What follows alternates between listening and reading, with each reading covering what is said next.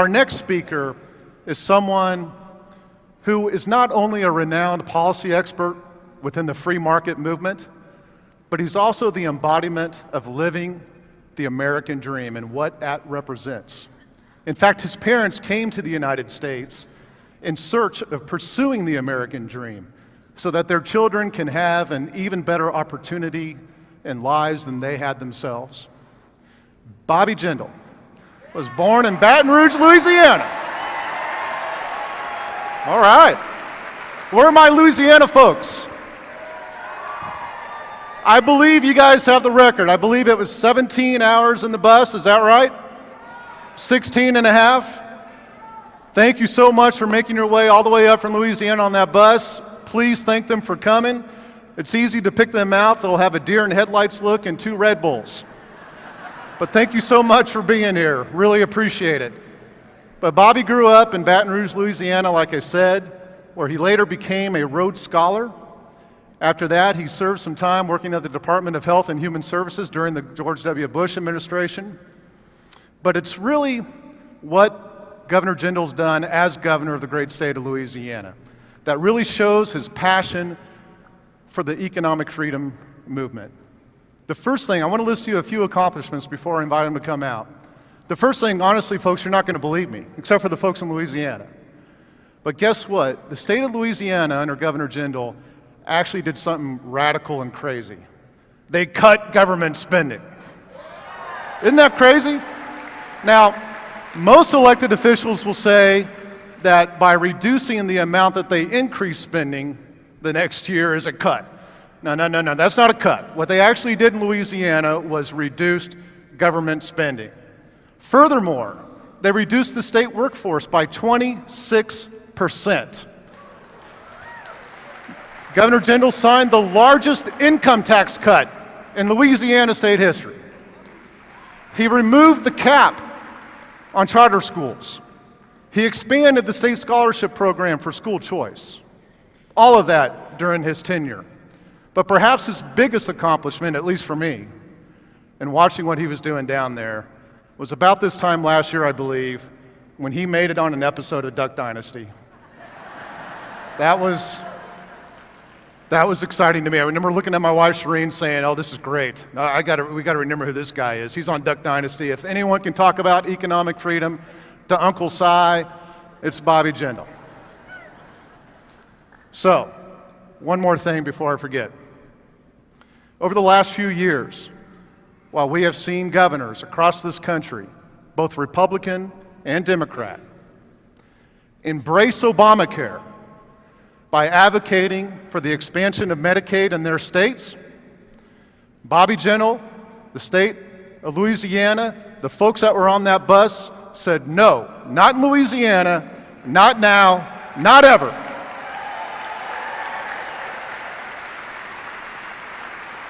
So ladies and gentlemen, please join me in welcoming to the stage someone who truly symbolizes the American spirit and the power of that American spirit, an American dream, the great governor of the state of Louisiana, Bobby Jindal.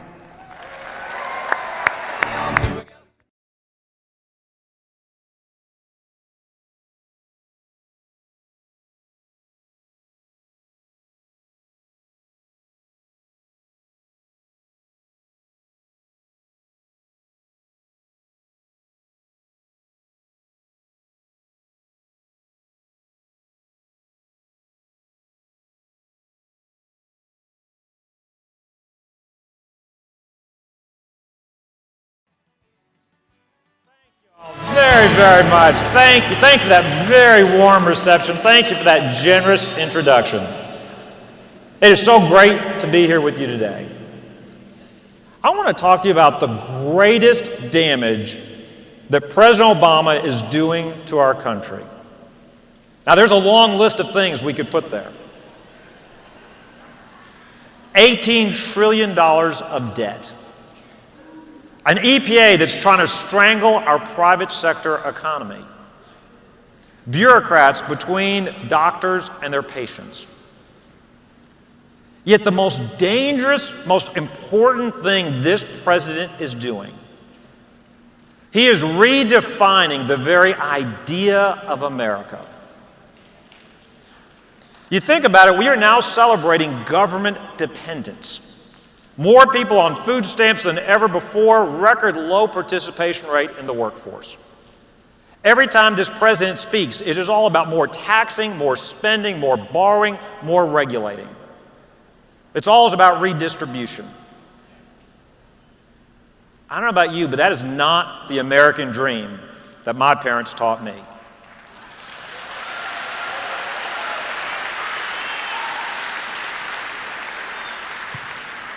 I learned about an American dream where the circumstances of your birth don't determine your outcomes as an adult, where you don't have to be born. Where you don't have to be born to wealthy parents or in a wealthy zip code. I want to tell you my parents' experience.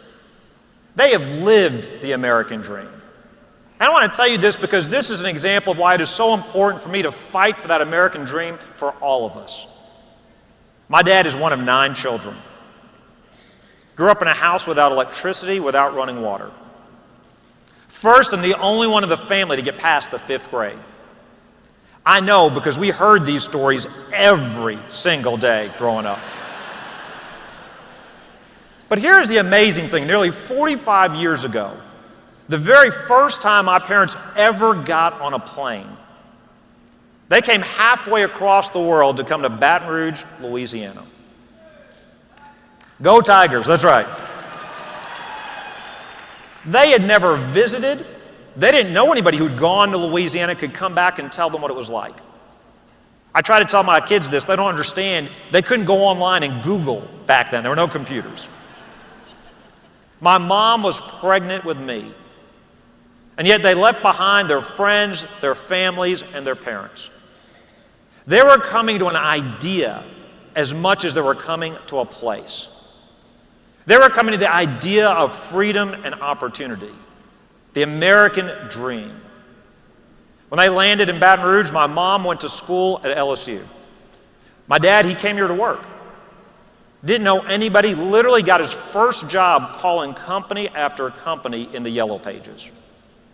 6 months later, I was born. I was what you would politely call a pre-existing condition when I was born. Now, there was no Obamacare, and there was no contracts or paperwork, but I love what my dad did next. My dad went to Women's Hospital. He found that doctor. He said, I'm going to send you a check every month until I pay this bill in full. Shook hands with that doctor, and that's exactly what he did.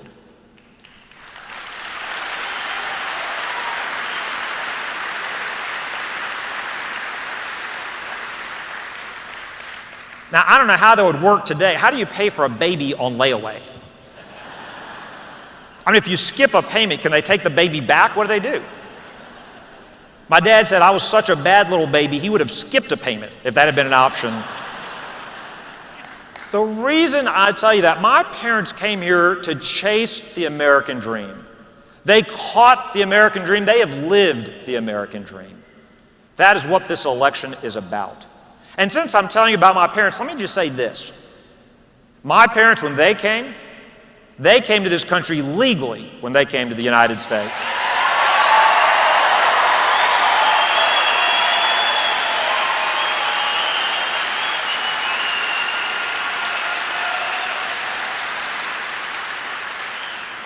Now look, a smart immigration policy can make our country stronger. A dumb immigration policy will make our country weaker.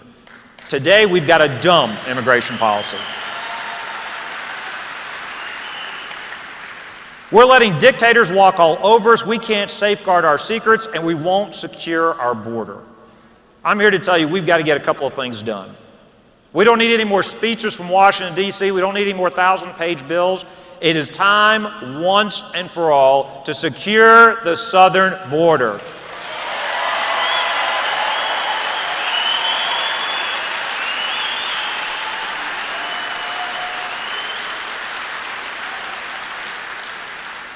Make no mistake about this, we could get this done in 6 months. Now, it wouldn't be perfect, but we could get this done in 6 months. All these politicians in D.C., they'll give you 100 excuses why we can't do this. Let's be honest. We got some big business interests there that don't want to get this done. They want amnesty and they want open borders. It is time to fire the folks in D.C. and get this done.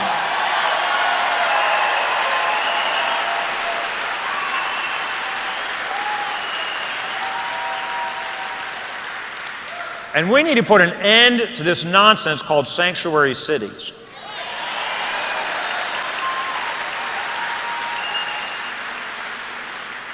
I know Congress wants to defund them. That does not go far enough. I've got a package called Partners in Crime. Let us hold these mayors and councilmen as accessories to the crimes committed by folks that shouldn't be here in the first place.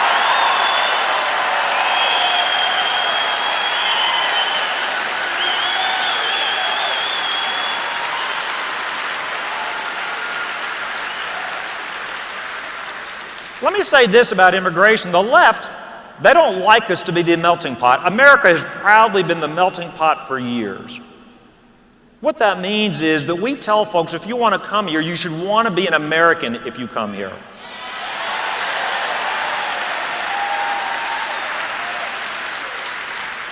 There are millions of people that want to come to our country. Why would we insist on that?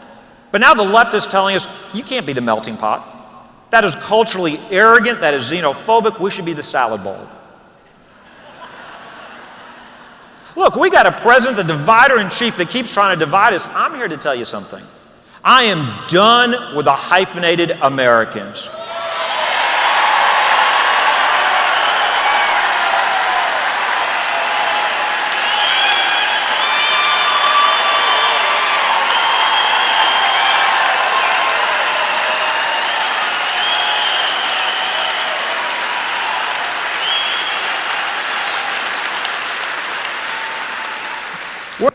African Americans, we're not Asian Americans, we're not rich Americans, we're not poor Americans, we're all Americans united as one.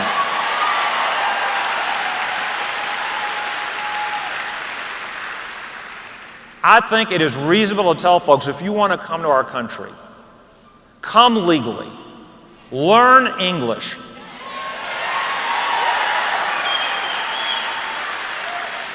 Adopt our values, and when you get here, roll up your sleeves and get to work.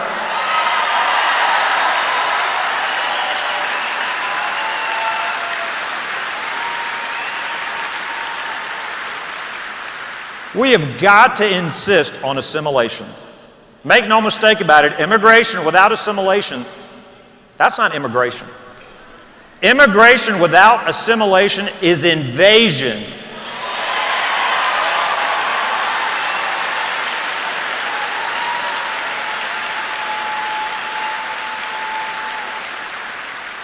Look at what's happening in Europe. Second, third generation immigrants that don't consider themselves parts of those societies or cultures. We must not let that happen here in America.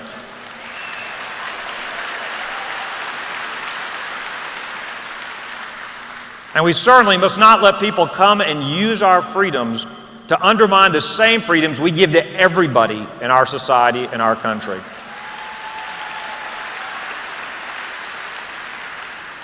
I want to switch gears now and talk to you about how we must apply our own principles. And let me start with an example. We've got to repeal and replace every single word of Obamacare.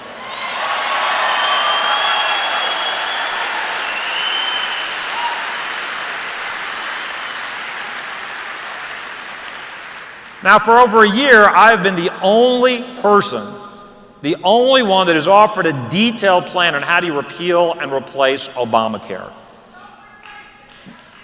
Now, I'm glad that a second candidate for president has actually offered his own plan. Scott Walker has offered his plan. And before I talk about that, I want to ask a couple of questions just to make sure that we're all on the same page here. First, I want to ask you this. I want to ask you, do you agree with me that our federal government should not be creating a new entitlement program when we can't afford the entitlement programs we've already got? You'd raise your hand. How many of you disagree with that and think the government should be creating new entitlement programs? All right, I see a couple of reporters back there, but that's about it. That's about it. All right, my second question. No, they didn't really raise their hands. I'm just teasing. My second question. How many of you think your government should be raising our taxes in order for the government to subsidize universal coverage for every American? How many of you agree that how many agree the government should not be raising our taxes to subsidize universal coverage for every American? Now, how many of you disagree and think government should be raising our taxes and guaranteeing universal coverage, subsidizing for every American? Well, there may be a couple of Democratic trackers back there, and that's about it, raising it. All right, well, good. Well, I got good news and bad news for you.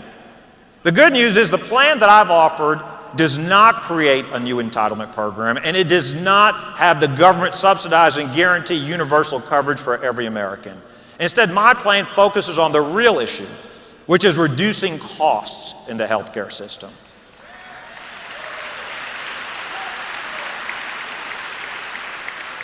Now, here's the bad news. Scott Walker's plan actually does create a new entitlement program. It actually does guarantee universal coverage through government subsidies for every American.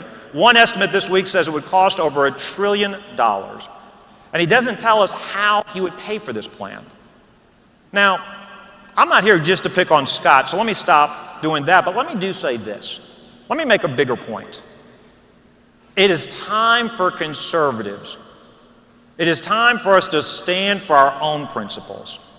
Now, what do I mean by that? You may have heard Jeb Bush say that we've got to be willing to lose the primary in order to win the general election.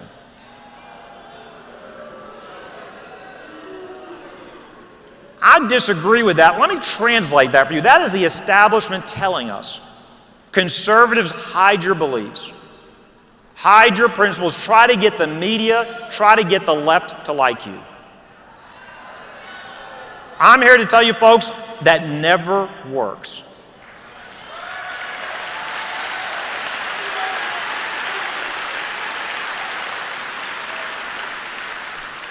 If we do that again, we will lose again, and we will deserve to lose again.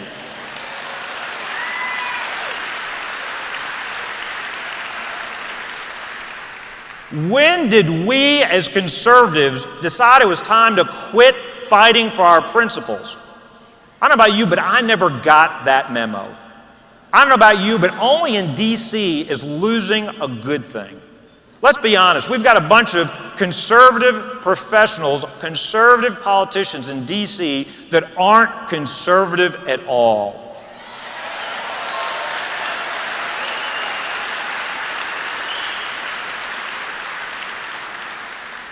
They celebrated when the Supreme Court upheld Obamacare because they didn't want to repeal Obamacare. They didn't want to, look, they are scared to fight against government dependence.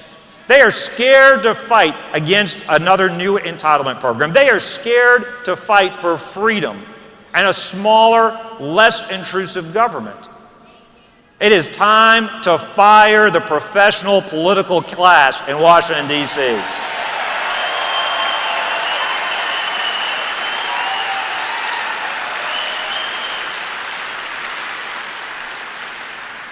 I've got a novel idea. What if we embraced our own principles for a change?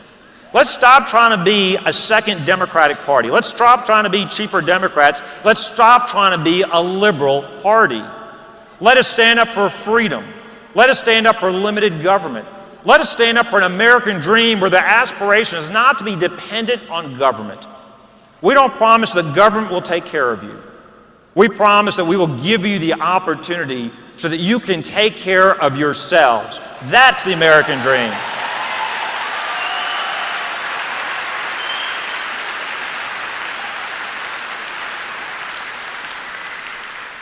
President Obama, Hillary Clinton, they're trying to turn the American dream into the European nightmare.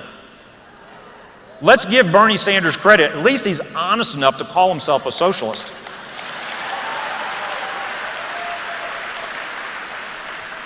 The others aren't any better. They're just not honest about it. Now look, you're going to hear a lot of great candidates and great speakers running for president. and they will give great speeches. The problem is we already have a great speaker in the White House. We don't need another great speaker, we need a doer.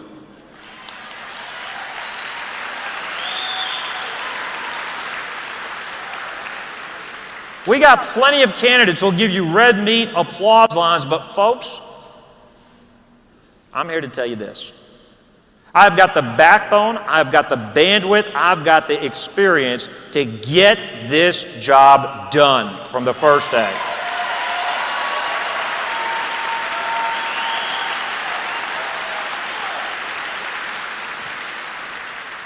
I don't have a famous last name. My dad wasn't president. I don't have my own reality TV show. I'm not the best speaker. I'm not the best looking candidate. But I am ready on the first day. The reason that's important, our next commander-in-chief will be across the table from Putin, from an Ayatollah. He better not need a teleprompter.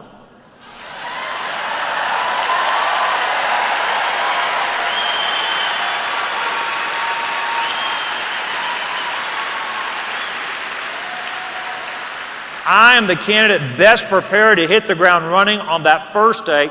Listen to every candidate talk about the need to cut government spending. And they're exactly right. 9 governors or former governors are running for president on the Republican side. Exactly 1 has actually cut government spending. And you're looking at him right now.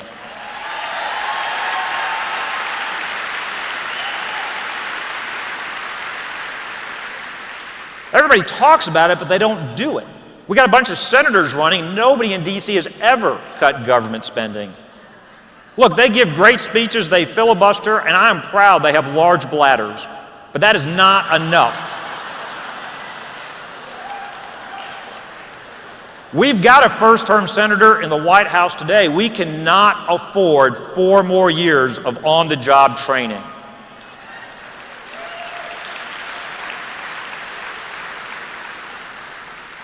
In my state, we did the hard work. We cut our budget 26%, 30,000 fewer state government bureaucrats than the day I took office.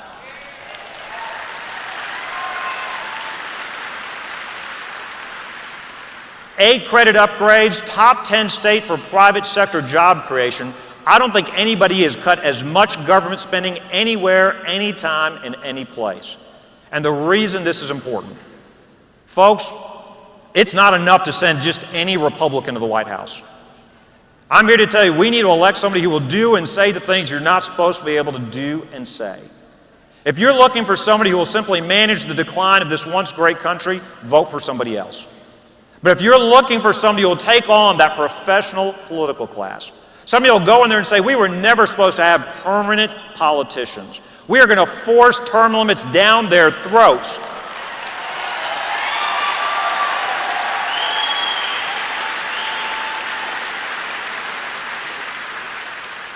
Let us make them listen to us. Let us make them live under the same rules, the same laws they apply for the rest of us.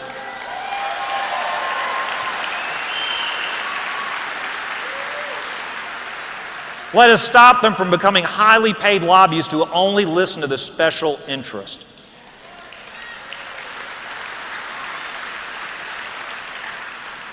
It is time for the Republican Party to fight for our principles. And remember, we were hired by the American people, not the special interest in Washington, D.C.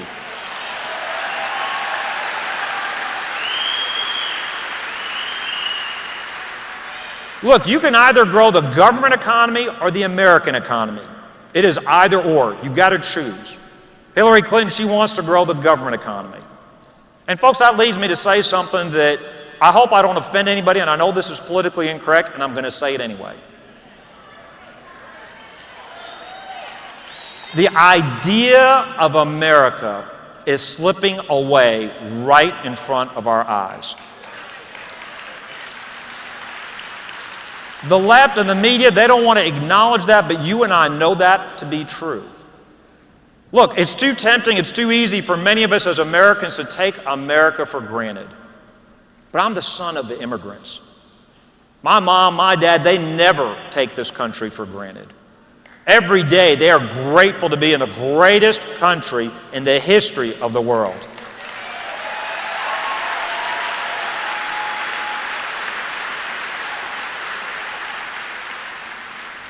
But they came for freedom and opportunity, not government dependence. Look at what we have seen these last 7 years.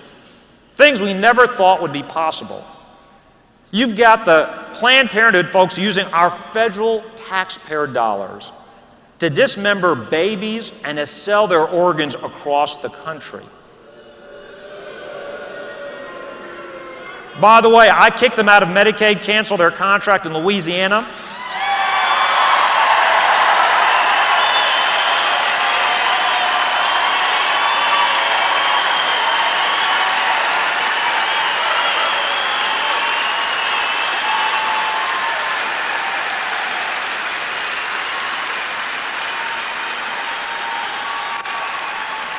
They came to protest at my house yesterday, and so we set up some nice video screens for them so they could watch those videos uncovered.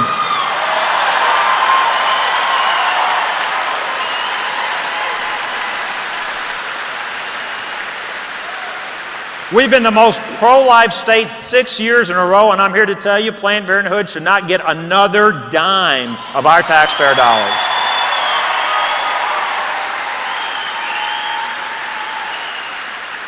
I said during the presidential debate I will send the IRS and the Department of Justice to investigate them. They better hope Hillary Clinton wins. The media didn't like that. They said, Governor, you can't say that. So let me be clear. I will send the IRS, the Department of Justice, the EPA, OSHA, and every other government agency I can find to investigate Planned Parenthood.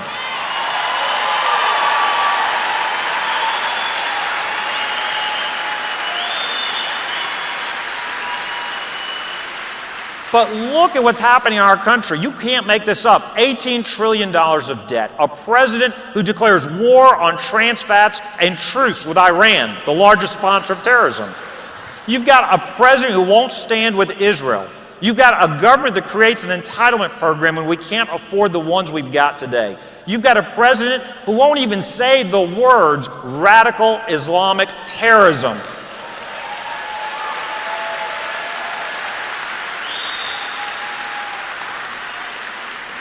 Oh, he'll apologize for America. He'll criticize America. He will tell us all about medieval Christian crusaders. But he won't say that Islam has a problem, and that problem is radical Islam. We've got a president we've got the EPA trying to regulate the water in our backyards. We've got a president, in the last 7 years, we've seen the IRS going after conservative groups for their beliefs. We've got the Supreme Court that thinks they're smarter than you and me, and that they're smarter than God, and that they should be able to redefine marriage.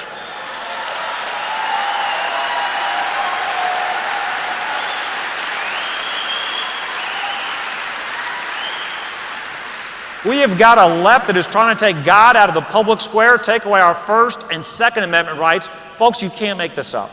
The idea of America is slipping away in front of us. By the way, I've got a deal for the president. I will protect my own children from Oreos and microwave popcorn.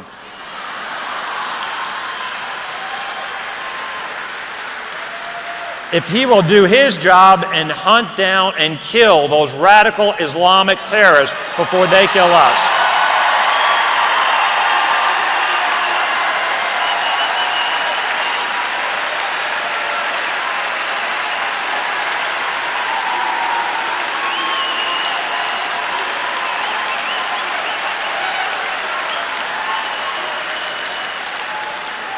But folks, the idea of America is slipping away. The idea of America that has created more wealth than any other civilization in the history of the world, has done more for freedom for people than any other civilization in the world. The idea of America that has fought for right in areas where there has been darkness, the idea of America is slipping away right in front of us. Shame on us if we allow that to happen. Shame on those fools in D.C. that are leading us over the edge.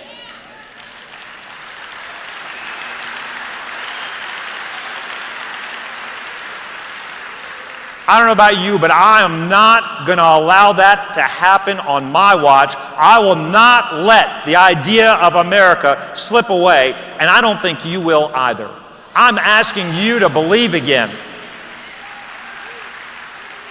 I'm asking you to believe again. I'm asking you to join me, and with the grace of God, let us fight to rescue the idea of America. Let us take our country back from those professional politicians in D.C. Let us show them that America's greatest days are ahead of us. We must not let the idea of America slip away. God bless y'all. Let us go win in 2016.